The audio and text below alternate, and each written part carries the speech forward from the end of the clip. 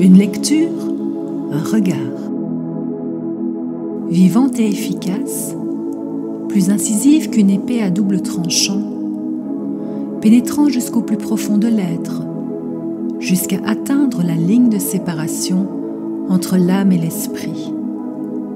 Discernant et révélant les sentiments et les penchants du cœur, jugeant les pensées et les intentions les plus secrètes, la parole de Dieu accompagne pas à pas l'âme humaine aux portes de l'éternité. Chères auditrices et chers auditeurs, bonjour. Aujourd'hui, nous porterons un certain regard sur le passage que nous lirons dans l'Évangile de Jean, au chapitre 1er, versets 1 et 2.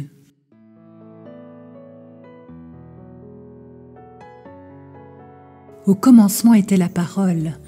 La parole était avec Dieu. La parole était Dieu. Elle était au commencement auprès de Dieu.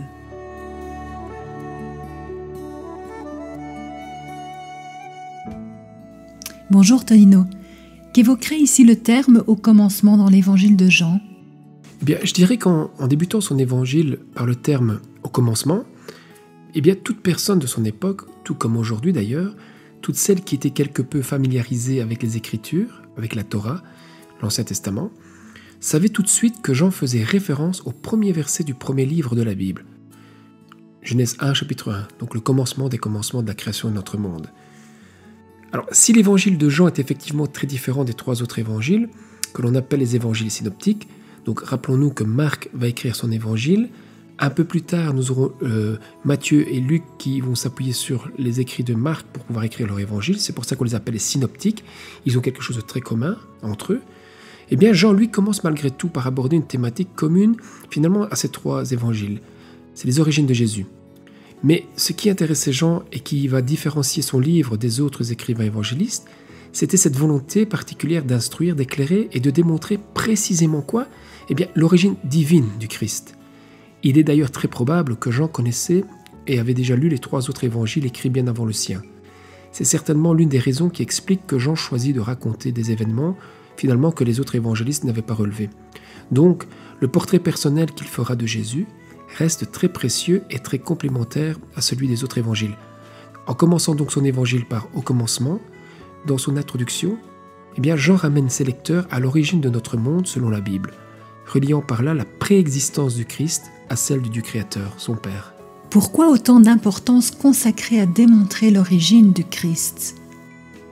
Eh bien, pour te répondre à cette question, il me semble intéressant de dire ici que, selon plusieurs sources anciennes, à l'époque de la rédaction de l'évangile de Jean situé entre 80 et 95 environ après Jésus-Christ, il y avait un juif très influent nommé Cérinthe. Alors, qui était Cérinthe ?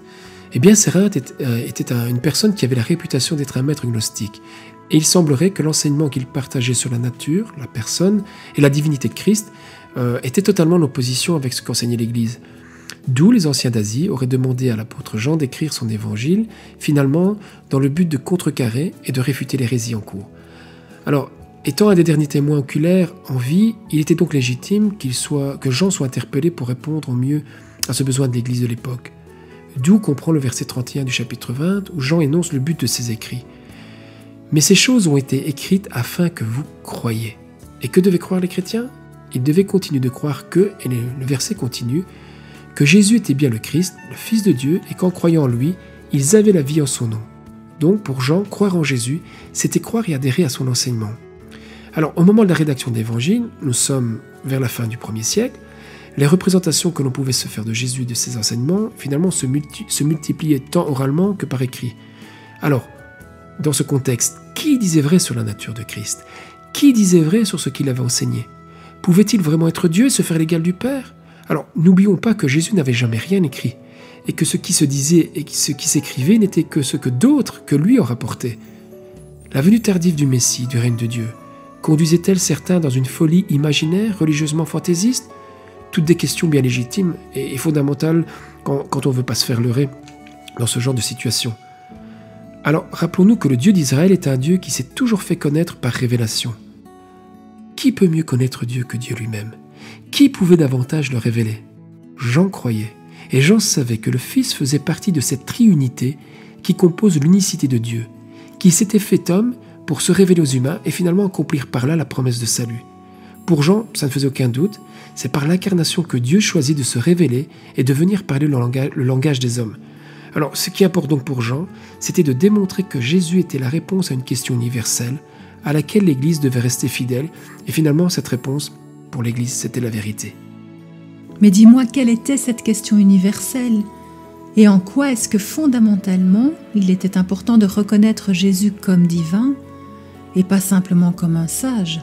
Le mystère du Christ est directement relié à la question spirituelle et philosophique qui est débattue depuis bien des siècles, qui continue à imprégner nos pensées, même si notre monde actuel l'évacue, ou pense plutôt l'évacuer, et qui, je dirais même, qui a tendance à la mettre de côté. C'est la question du sens et du but de l'existence. Finalement, la cause et la raison de notre existence est une question qui a concerné d'une manière ou d'une autre tous les hommes de tous les temps. Pour l'homme spirituel, la question de la grande vérité est liée à la question de la vie et de la mort. Alors pour chercher à y répondre, on se pose des questions telles que quelle est la cause et la raison de notre existence? Comment se fait-il que nous soyons là? Pourquoi sommes-nous là d'ailleurs? Est-ce le résultat d'un hasard ou d'une volonté créatrice? Y aurait-il un Dieu? Que se passe-t-il après la mort physique, après notre passage sur Terre? La mort est-ce une fin en soi? Y a-t-il une possibilité de salut pour l'homme? Y aurait-il la possibilité d'accéder à une vie de qualité dans un environnement très bon? Ce sont des questions qui sous-tendent notamment le premier chapitre de la Bible en Genèse 1 qui débute également par l'expression au commencement, qui d'ailleurs en hébreu peut signifier aussi à la source, à l'origine. Alors, s'il y a un Dieu et un salut, si c'est la vérité, si Christ fait partie de cette vérité, alors le sens de la vie est totalement différent que si effectivement il n'y avait point de Dieu. D'ailleurs, les rabbins ont ce proverbe qui est une réflexion philosophique très pertinente pour moi. C'est ce proverbe qui dit « Si tu veux savoir où tu vas, sache d'où tu viens ». Une question qui par ailleurs peut nous travailler dans des différents domaines de notre vie. Explique-moi aussi, s'il te plaît, pourquoi Jean utilise le terme « logos », que l'on traduit par la parole ou encore par le verbe, pour parler de Jésus. Ce n'est pas explicite dans la Bible, mais les théologiens et les biblistes y voient différentes raisons. Rappelons-nous d'abord ici que la naissance de l'Église est issue du peuple juif et que son développement initial est également ancré dans une culture gréco-romaine très présente. C'est pas par hasard que le Messie arrive à cette époque. En Dieu, rien ne se fait par hasard. Le développement et l'organisation de l'Empire romain facilitaient la circulation et les voyages à destination d'un bon nombre de pays. C'était un moment favorable pour qu'un message à vocation universelle puisse finalement commencer à circuler et viser les extrémités de la terre. C'était la mission que Christ avait donnée à l'Église. Alors Jean qui est en Asie, à Éphèse, lorsqu'il rédige ses écrits, il s'adresse principalement à des gens de langue grecque. On peut donc y voir là l'ouverture de la révélation à toutes les nations, aux juifs comme aux païens selon l'expression biblique. Dans le contexte linguistique de l'époque, cela signifie que la bonne nouvelle devenait accessible à tous les hommes. D'où, si je comprends bien, la présence de ce terme grec « logos », que nos Bibles ont bien souvent traduite par la parole ou encore par le verbe. Exactement, car dans la culture philosophique grecque, le terme « logos » fait référence à une réflexion poussée. Alors, j'ai aucunement la capacité d'en expliquer toute l'amplitude, mais on peut retenir finalement que le logos désignait à la fois et entre autres la parole, le discours, la raison, mais le logos pouvait également exprimer chez les Grecs l'idée d'une divinité qui était à l'origine d'une création et d'une organisation cohérente des phénomènes finalement qui constituaient l'unité de notre univers. Pour eux, le logos faisait donc partie du divin, il était à la fois une force créatrice et une force de sagesse. D'ailleurs, pour Platon, pour prendre un exemple, ce que nous percevons n'est pas la réalité, mais ce ne serait qu'une ombre de celle-ci. Le logos est donc l'expression d'une pensée logique et parfaite, mais dont nous les hommes, nous n'en voyons qu'une copie imparfaite et diversifiée. Il y avait donc dans la philosophie grecque, comme dans la pensée juive d'ailleurs, ce désir de rechercher la vérité concernant l'existence de notre monde. Alors, même si Platon et d'autres philosophes grecs comme Aristote, entre autres, voyaient le logos comme une personne divine, le logos de Jean est malgré tout très différent. Pour Jean, s'il y a bien une parole qui exprime une réalité divine, c'est celle de Genèse 1, celle du Dieu créateur qui crée le monde par la parole. En créant le monde par la parole, Dieu enseigne. Il démontre et enseigne à l'univers qu'il est la raison et la cause de notre existence. Et s'il en est la cause et la raison, alors il est la vérité et il la détient.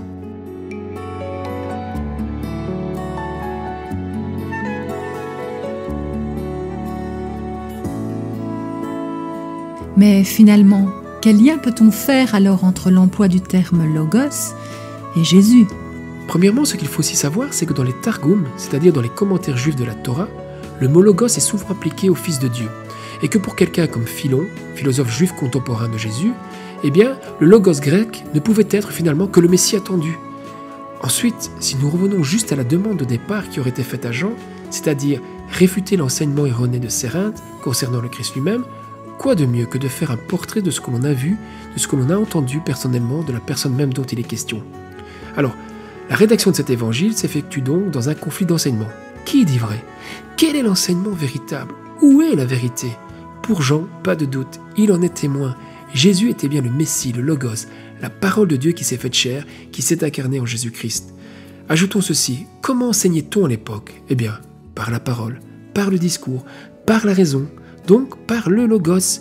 Alors si Jésus est la parole même de Dieu, la vérité sur Dieu ne peut se passer de l'enseignement de Jésus, qui est lui-même le Christ, le oint. Jean donnera donc à Jésus ce titre de Logos, car il incarne la parole de Dieu. Celui qui enseigne, c'est donc la parole, c'est-à-dire Christ.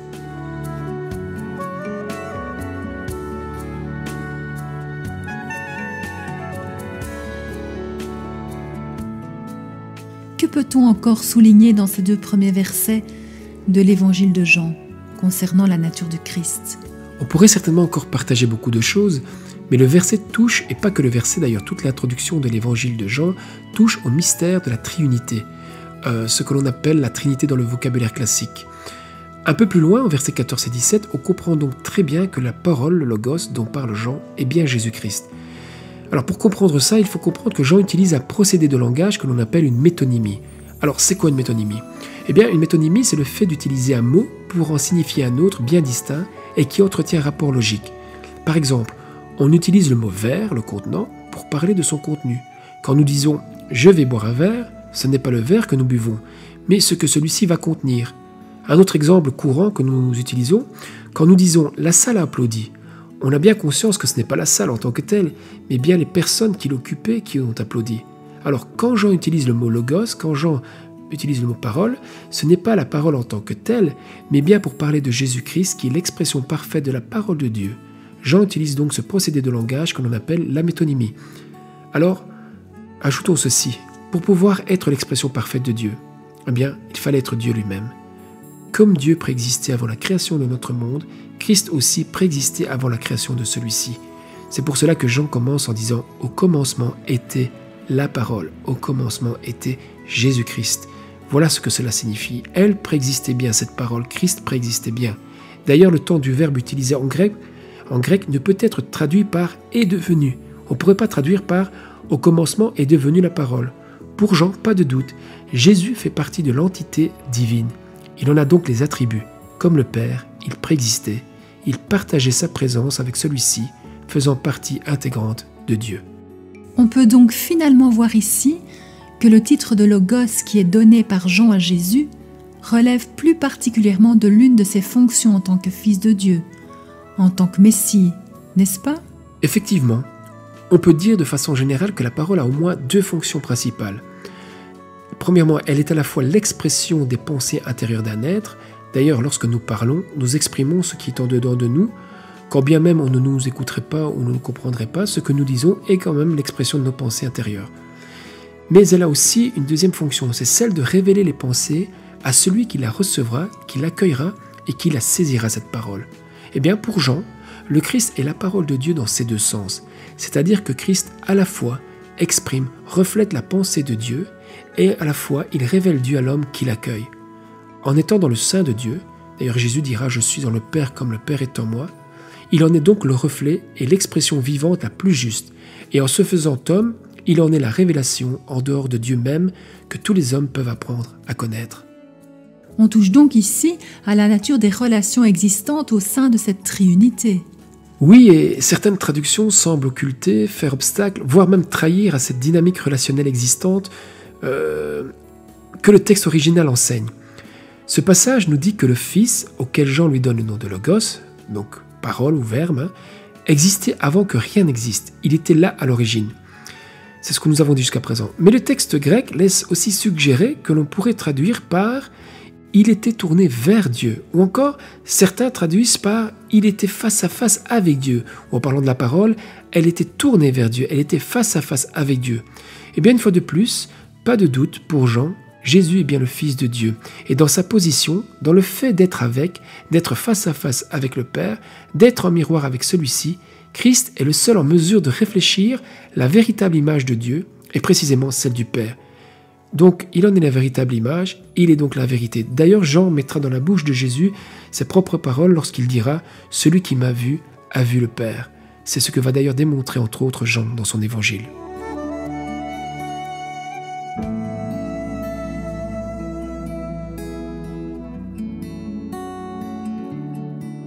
Alors, que retenir de notre lecture d'aujourd'hui pour notre vie spirituelle? Pour terminer, je lirai donc ma conclusion écrite. L'homme cherche, mais il ne sait pas toujours ce qu'il cherche. En cherchant le bonheur, d'une manière ou d'une autre, il cherche sa raison d'exister, ou du moins à comprendre la raison de ce qui lui arrive dans son existence. En cherchant notre raison d'exister, de comprendre ce qui nous arrive, nous passons tôt ou tard par des questions comme, ou nous nous posons tôt ou tard des questions comme « Dieu existe-t-il ? Et si Dieu existe, comment puis-je en être certain ? Qui peut véritablement me le faire connaître ?» Jean. L'évangéliste Jean répond à ces questions. Celui qui enseigne, celui qui exprime, celui qui révèle Dieu, c'est la parole, c'est le Logos divin. Et celui-ci, c'est Jésus-Christ. C'est pour éviter un maximum d'interprétation et d'imagination débordante concernant la personne de Jésus-Christ que Jean laisse une empreinte, un témoignage fidèle. La vérité concernant la personne du Christ et de sa nature était pour l'Église un des enjeux importants à la fin du 1er siècle, ce qui poussa l'apôtre Jean à écrire son évangile de façon aussi singulière. Des écrits, des enseignements divers sur la nature et l'enseignement du Christ se propageaient. Il était donc capital que le dernier témoin oculaire du Christ parmi les apôtres puisse laisser une trace écrite, afin de garder un enseignement fidèle aux fondements posés par Jésus lui-même. Cela conforte donc l'idée que nous ne pouvons prétexter savoir et connaître ce que l'Esprit enseigne ou dit sans recevoir une instruction, un enseignement qui cadre au plus près avec l'enseignement de Jésus-Christ. Du moins, si nous nous considérons chrétiens dans son sens original, c'est-à-dire être disciples de Jésus-Christ, celui qui apprend du Maître. Dieu est un. Jean approche ce mystère de très près. Il n'y a qu'un seul Dieu, il est unique. Il n'y en a point d'autre comme lui. Et il reste uni en son être étant subdivisé en Père, Fils et Saint-Esprit. Alors qui peut mieux enseigner la vérité sur Dieu que celui qui est en son sein? Je nous encourage donc à lire et relire sans cesse les évangiles pour nous imprégner de la personne de Christ et de ses enseignements, afin que nous puissions approcher au plus près de ce qui nous est possible, au plus près de la connaissance de la vérité, c'est-à-dire de la personne de Dieu dans sa plénitude.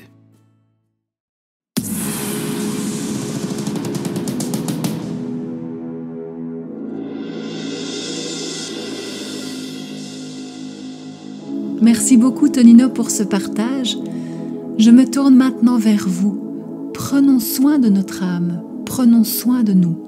Et pour ma part, je vous dis à très bientôt pour notre prochain numéro, une lecture, un regard.